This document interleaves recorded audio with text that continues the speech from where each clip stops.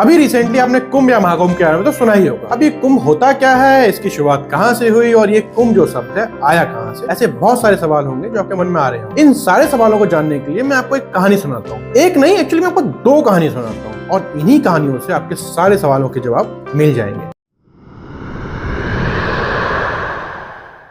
ऋग्वेद के अनुसार ऋषि कश्यप, जो कि सप्त ऋषियों में से एक थे, एक बार अपनी दोनों पत्नियों कद्रू और विनीता के साथ वन में विचरण कर रहे थे। विचरण करते करते रानी कद्रू के मन में कुछ विचार आया और उन्होंने ऋषि कश्यप से एक उपहार मांगने की इच्छा जाहिर की। उन्होंने कहा, हे स्वामी, हे प्राणनाथ, मुझे आपसे उपहार स्वरूप सहस्त्र पुत्रों की कामना है, जो इस संसार में अत्यधिक बलशाली और विशैले हों।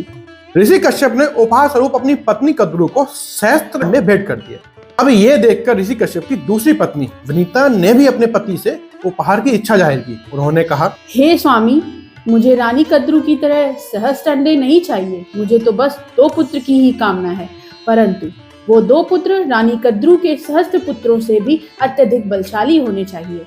ऋषि कश्यप ने उन्हें भी उपहार स्वरूप 2 अंडे भेंट कर दिए। समय गुजरा और रानी कद्रू के अंडों में सर्प यानी सांपों का जन्म होना प्रारंभ हो गया। इसीलिए कद्रू को सर्पों की जननी भी कहा जाता है। इधर रानी विनीता के अंडों में किसी प्रकार की कोई हलचल महसूस नहीं हो रही, जिस कारण उनकी आतुरता बढ़ने लगी। 500 वर्षों से मैं प्रतीक्षा कर रही हूँ, अब और नहीं। और एक दिन जब उनके सब्र का बांध टूट गया तो उन्होंने अपने हाथों से ही अपना एक अंडा फोड़ दिया। अब क्योंकि वो अंडा पूरी तरीके से विकसित नहीं हो पाया था, तो उसमें से उत्पन्न संतान, जिसका नाम अरुण था, उनका आधा शरीर पक्षी का था और नीचे का आधा शरीर कमजोर था। जब अरुण ने अपनी ये हालत देखी तो वो बहुत नाराज हुए और आपत्ति जताते हुए ये बोला, हे माते, भले ही आपने मेरे साथ ऐसा किया हो, परंतु अपने दूसरे अंडे के लिए सब्र करिए, उसको पूर्ण विकसित होने दीजिए।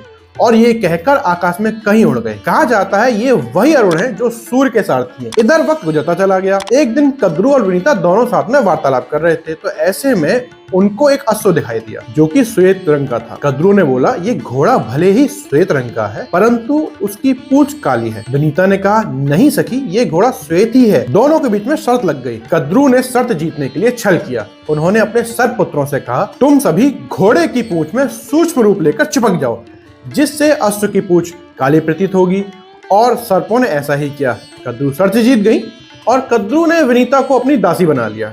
इस तरीके से 500 साल का वक्त गुजर